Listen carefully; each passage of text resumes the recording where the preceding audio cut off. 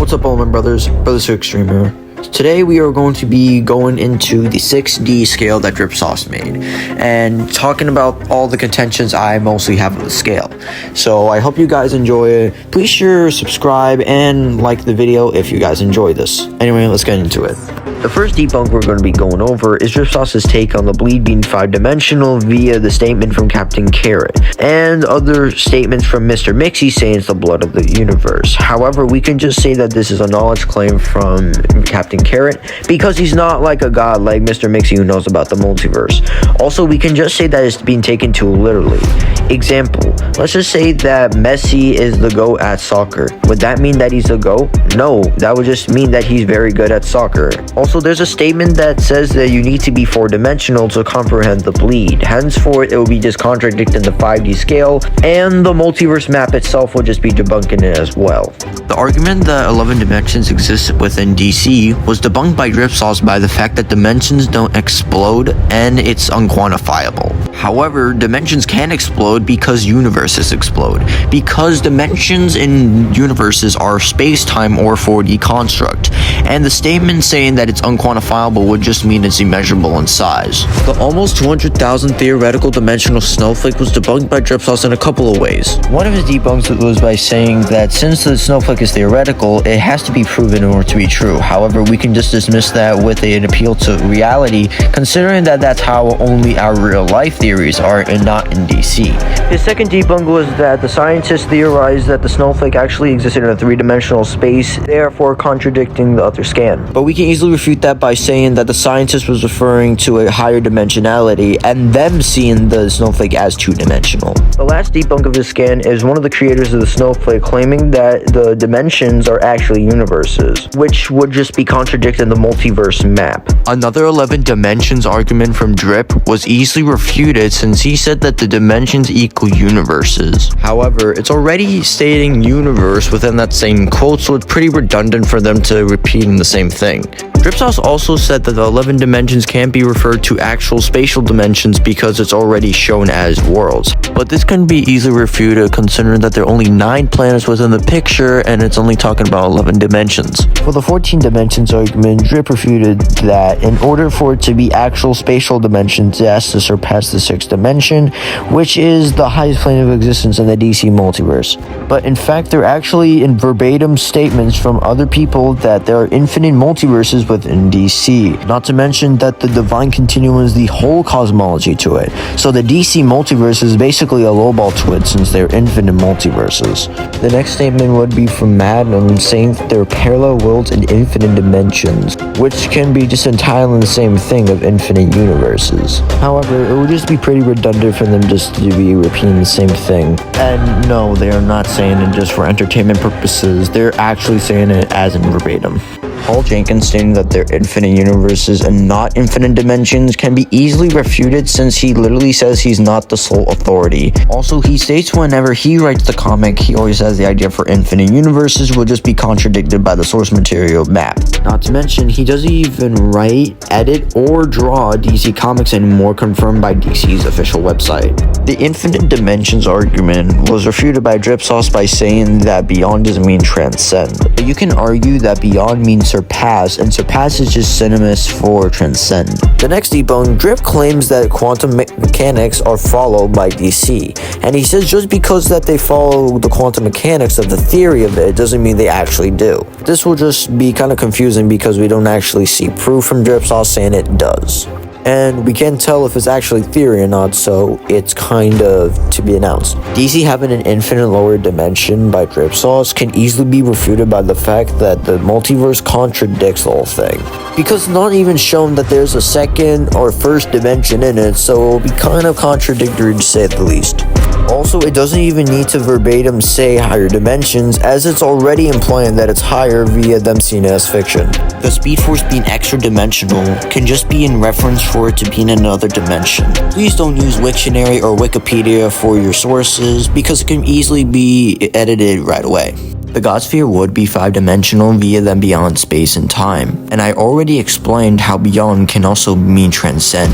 But people like to debunk it by saying that Darkseid was able to cast a shadow on it, therefore making it not 5D. This is actually pretty funny because just because you have a 3D model of something doesn't mean that it downscales into 3-dimensional. It's usually just for entertainment purposes only, considering that you can't actually draw a 5th-dimensional design of something.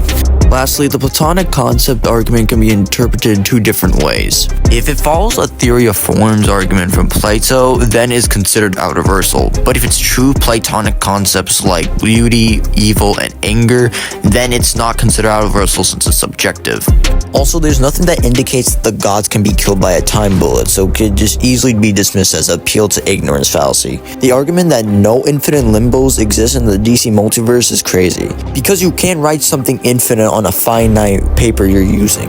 For example, the afterlife is stated that it is non-corporeal, has no corporeal shape, but it still shows bodies within it. Does that mean it's not universal? No, it's because it's for entertainment purposes and you can't actually write something that's abstract. Kaz being affected by 10 billion suns, therefore making him galaxy level, is not really good. Because it also says the blood of 52 universes within that same scan, so it's pretty stupid to say that it's galaxy level when it's referring to 52 universes. And no, 52 universes is not equal 10 billion suns in the DC universe. I've seen a couple of arguments, people saying that since Kaz sees time and space as more meaningful, therefore he is bound by space and time. But we can just refute this by saying that they're in a higher space-time continuum than before, which is why it's so much more profound and meaningful. If anyone's wondering how the bleed was able to revive Perpetua with just a single drop, can just be dismissed by a jump into conclusions fallacy. You would need to prove it was actually the bleed and not just something else read. Now, I know a lot of people are going to say that the concept of past, present, and future are subjective, which they are, but the past isn't. Because you can change your own past considering that it already happened. Guys, we're almost done with the entire DC debunk to Drip Sauce's debunk, which is pretty crazy since I've been working on this for how many weeks now.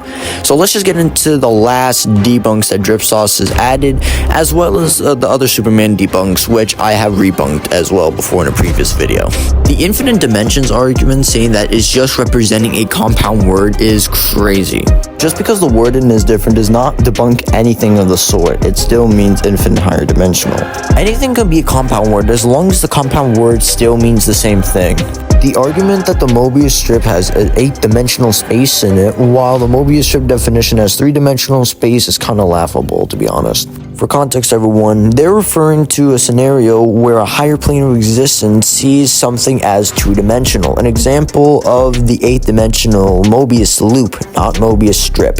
Also, Wikipedia is not reliable in any way possible. Same with Wiktionary as well, considering that you can edit on both of the platforms it's on, making it unreliable in any way possible. Before I get into the Superman rebunks, I'm just going to rebunk Scott Snyder being a debt author or something.